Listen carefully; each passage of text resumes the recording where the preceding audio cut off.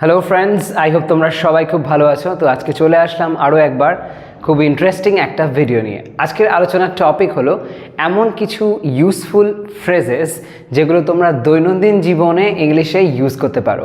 খুব কুল সাউন্ড করে এই ফ্রেজগুলো, এবং এগুলো দিয়ে যখন তোমরা বেঙ্গলিতে লাইন্সগুলোকে ইংলিশে ট্রান্সলেট করছো এগুলোর সাহায্য নিয়ে, তখন দেখবে তোমাদের অনেক স্মার্ট সাউন্ড করাবে এবং অনেক সিচুয়েশান যেখানে হয়তো যতটা এক্সপ্রেস করতে চাইছো, যতটা বলতে চাইছো তার জন্য হয়তো উপযুক্ত শব্দ ইংলিশে তোমরা পাচ্ছ না, তখন সেক্ষেত্রে এই বিশেষ ফ্রেজগুলো খুব হেল্প করতে পারে তোমাদেরকে সেই বিশেষ ধরনের সেন্সটা বা সেই ফিলিংটাকে বোঝানোর জন্য। তো দেখো এখানে আজকে যে প্রথম যে লাইনটা লিখেছি, এখানে দেখা যাক কি এমন ফ্রেজ আমরা খুঁজে পেতে পারি। এটা ভয়ানক, কিন্তু তোমায় সাহস রেখে এটা করতে হবে। এটা ভয়ানক, কিন্তু তোমায় সাহস রেখে এটা করতে হবে। এই যে সাহস রেখে কিছু করা, অর্থাৎ কোনো একটা কাজ করার জন্য মনের মধ্যে একটা বেশ ভালো রকম কারেজ নিয়ে আসা, ব্রেভ হওয়া, এই ধরনের সেন্স, যেখানে একটা দৃঢ় প্রতিজ্ঞ মনোভাব চলে আসে, ডিটারমিনেশনের ব্যাপার চলে আসে, এই ধরনের সেন্সে একটা খুব ইম্পর্ট্যান্ট ফ্রেজ আছে, সেটা হলো byte the bullet. Byte the bullet এর মানেটা হচ্ছে কিছু পরোয়া করো না, যাই হয়ে যাক মনের মধ্যে সাহস নিয়ে এসো, তুমি ঠিক সমস্যাটাকে উতরে যেতে পারবে, এরকম সেন্সে বাইট দ্য বুলেট। তো লাইনটাকে কিভাবে এবার আমরা লিখবো চলো দেখে নেওয়া যাক। এখানে প্রথম দিকে কি আছে, এটা ভয়ানক। তো এটা ভয়ানক সেন্সে ইটস স্ক্যারি, এটা লেখা যাক। স্ক্যারি মানে হচ্ছে ভয়ানক, ইটস স্ক্যারি। ওকে, এটা নোট অফ এক্সক্লামেশন দিয়ে দিলাম এখানে, এটা ভয়ানক। এবার কি, কিন্তু তোমায় সাহস রেখে এটা করতে হবে। তোমায় সাহস রেখে এটা করতে হবে মানে কি, তোমার এটা সাহসিকতার সঙ্গে করা প্রয়োজন, এরকম একটা সেন্স। তো সেই অর্থে আমরা এটা এরকমভাবে লিখতে পারি, you need to bite, you need to bite the bullet. You need to bite the bullet and do it. Okay, so bite the bullet, খুব ইউজফুল একটা ফ্রেজ। নেক্সট ওয়ান, আমি খানিকটা ঘুম দিতে চলেছি। এই যে সেন্সটা, খানিকটা ঘুম দিতে চলেছি, এই সেন্সে একটা খুব সুন্দর ফ্রেজ আজকাল মডার্ন ডেজে খুব ইউজফুল, যেটা দেখবে একটা ওই যখন আমরা অনেক সময় ইমোজি সেন্ড করি তখন সেখানেও এরকম একটা সাইন আমরা দেখতে পাই, যার জন্যই এই কথাটা এসছে, সেটা হলো ক্যাচ সাম জিজ। ক্যাচ সাম জিজ অর্থাৎ জি মানে কিন্তু জি নয়, জেড। তার মানে কি, ঘুম পাচ্ছে, সে ঘুমোতে চাইছে, এবং তখন ওই যে নাক ডাকা একটা ব্যাপার আছে, সেটার যে সাউন্ডটা সেটা ওই জেড জেড সাউন্ড দিয়ে বোঝানো হয়, এরকম ধরনের একটা সাউন্ড। তো এই যে ক্যাচ সাম জিজ মানে হচ্ছে আমার ঘুমাতে হবে, আমার ঘুম পেয়েছে, এরকম ধরনের সেন্সে এটাকে ব্যবহার করা যায়। সেই ফ্রেজটা এখানে আমরা অ্যাপ্লাই করব। সো আমি খানিকটা ঘুম দিতে চলেছি, এই সেন্সে লাইনটা কিভাবে লেখা যায় চলো ট্রাই করি। আমি খানিকটা ঘুম দিতে চলেছি বলা হয়েছে, করতে যাচ্ছে, এখনো করেনি, করতে যাচ্ছে। যখন এরকম ধরনের কথা হয়, কিছু একটা কাজ করতে চলেছি, আমরা ব্যবহার করি গোয়িং টু এর, রাইট? তো সেই গোয়িং টু দিয়ে এটা বলবো, আমি খানিকটা ঘুম দিতে চলেছি। I am going to catch some Z's. Okay, catch some Z's, এরকম ভাবে এই যে catch some Z's, এটা সেই ঘুম, খানিকটা ঘুম দেবে, বেশ ভালো রকমই ঘুম পেয়েছে, এরকম একটা সেন্সে ব্যবহার করা যেতে পারে। ট্রাই করো। তো এখানে আরেকটা কথা বলে দিই, এই যে লাইনটা এখানে দেখো, I am going to catch some z's বলছি, এটা যদি স্পোকেন ইংলিশে যদি তোমরা ট্রাই করো বলার, তখন সেক্ষেত্রে আই এম গোয়িং টু না বলে বলতে পারো আম গানা ক্যাচ সাম জিজ, সাউন্ড আরও কুল করবে। Okay, so try that. Anyway, next one, আমি হাসির সিনেমা বেশ উপভোগ করি। কোনো একটা কিছু যখন খুব উপভোগ করার ব্যাপার আসে, খুব এনজয় করো, খুব ইন্টারেস্টিং, খুব ফানি এরকম মনে হয়, তখন সেই ক্ষেত্রে একটা খুব ইউজফুল ফ্রেজ আছে, সেটা হচ্ছে gate a kick out of, অর্থাৎ এখানে gate a kick out of মানে ওটা দেখলে বেশ ভালো লাগে, খুব উপভোগ করি আমি, এরকম একটা সেন্স, বেশ এনজয়মেন্টের ব্যাপার আছে। তো সেই সেন্সটা এখানে তোমরা অ্যাপ্লাই করতে পারো। এবার ওই যে gate a kick out of, এরপরে তোমাকে বলতে হবে যে কি জিনিস করে তুমি সেই এনজয়মেন্টটা পাচ্ছ সেটা তোমায় বোঝাতে হবে। তো এখানে কমেডি মুভি বা হাসির সিনেমা এটা দেখার পরে আমি এনজয়মেন্ট পাচ্ছি, তো সেই সেন্সটা আমরা এখানে লিখব। কিভাবে লেখা যাবে? তো এখানে দেখো টেন্সটা কি আছে, করি বলা হয়েছে, যে হাসির সিনেমা বেশ উপভোগ করি, তার মানে এটা একটা অভ্যাস টাইপের বোঝাচ্ছে, তার মানে এটা নিয়মিত হয়। So simple present tense, I get a kick out of, I get a kick out of কি না, যেটা দেখছি, কি দেখছি আমরা এখানে, হাসির সিনেমা, তার মানে comedy movies, watching comedy movies. I get a kick out of watching comedy movies, এমন ধরনের সেন্সে এটাকে ব্যবহার করতে পারো, এই ফ্রেজটাকে, get a kick out of. Next ওয়ানটা, ও অনেক বলে, ওর শুধু কথাই কাজে লবডঙ্কা। এই ধরনের লাইন আমরা অনেক সিচুয়েশন এমন হয় যেখানে হয়তো এমন কথা বলে থাকি কাউকে উদ্দেশ্য করে, সেরকম সেন্সে বলতে পারো all talk and no action, এই ফ্রেজটা, all talk and no action.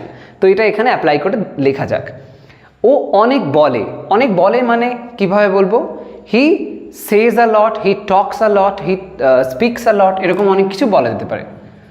তো হি সেজ বলছি আমরা এখানে, সেটা বেশি কারেক্ট হয়। হি সেজ আ লট, সে অনেক বলে, আর কি, ওর শুধু কথাই, he is all talk, he is all talk and no action.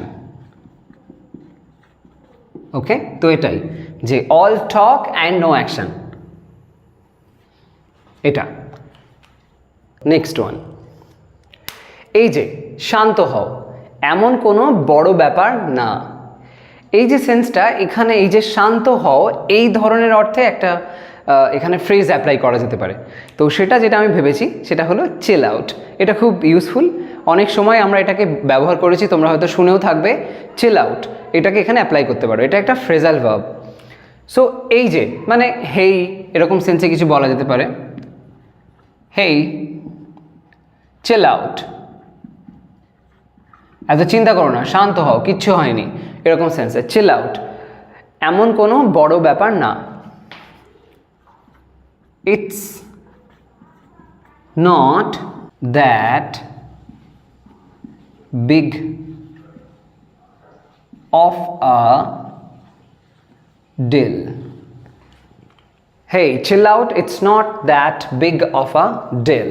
অথবা it's not a big deal, এরকমও বলা যেতে পারে। যাই হোক, তো এই ফ্রেজটা মনে রাখো। আর এই যে বিগ অফ আ ডিল বা বিগ ডিল, এটাও একটা কিন্তু ফ্রেজ। এর মানেটা হচ্ছে যখন কেউ কোনো একটা বিষয়কে খুব বেশি গুরুত্বপূর্ণ, খুব বেশি একটা ভারী বিষয় হিসেবে মনে করতে থাকে, খুব সিরিয়াস একটা ম্যাটার হিসেবে মনে করে, সেরকম সেন্সে এই বিগ ডিল কথাটা বলা হতে পারে। কিন্তু এটা যখন বলো it's not a big deal, তার মানে হচ্ছে এটা এরকম বড়সড় কোনো ব্যাপার নয়, অত সিরিয়াস কোনো ম্যাটার নয়, এটা বোঝানোর জন্য আমরা এই লাইনটা বলে থাকি, it's not a big deal বা it's not that big of a deal, এত বড়ও কিছু হয়নি, এরকম সেন্সে। নেক্সট ওয়ান, খুব বেশি চেষ্টা করো না, বাস্তবতা বজায় রাখো। এই যে বাস্তবতা বজায় রাখো, এই যে লাইনটা, অ্যাকচুয়ালি এই লাইনটাতেই আমরা কিন্তু ব্যবহার করতে পারি একটা ফ্রেজ, সেটা হচ্ছে কিপ ইট রিয়েল। খুব ইউজফুল, দৈনন্দিন জীবনে এমন খুব শুনে থাকবে যে অনেকেই হয়তো বলছে এই কথাটা, কিপ ইট রিয়েল। এটা অ্যাকচুয়ালি সেই ধরনের সেন্সে বলতে পারো যখন হয়তো কেউ কোনো একটা এমন কিছু করার চেষ্টা করছে যেটা তার যা এবিলিটি বা তার যেটা কিনা তার কাছে সত্যি যেটা তার করার ছিল সেটাকেও ছাপিয়ে সে করতে যাচ্ছে, যেটা হয়তো রিয়েল নয়, তখন সেক্ষেত্রে আমরা এমন বলতে পারি তাকে। তো লাইনটা এখানে ট্রান্সলেট করা যাক, কি বলা হচ্ছে, খুব বেশি চেষ্টা করো না, কাউকে একটা ইনস্ট্রাকশন দেওয়া হচ্ছে, একটা ইম্পারেটিভ সেন্টেন্স হয়েছে। তো don't try too much, don't try too much হলো। এবার কি, যেটুকু করবে সঠিক করো, যেটা অনেস্ট সেটাই করো। Don't try too much, just keep it real.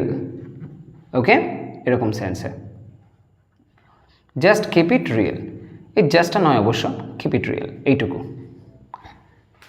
Useful. Next one, এটা জীবনে বাঁচা এবং শেখার সুযোগ।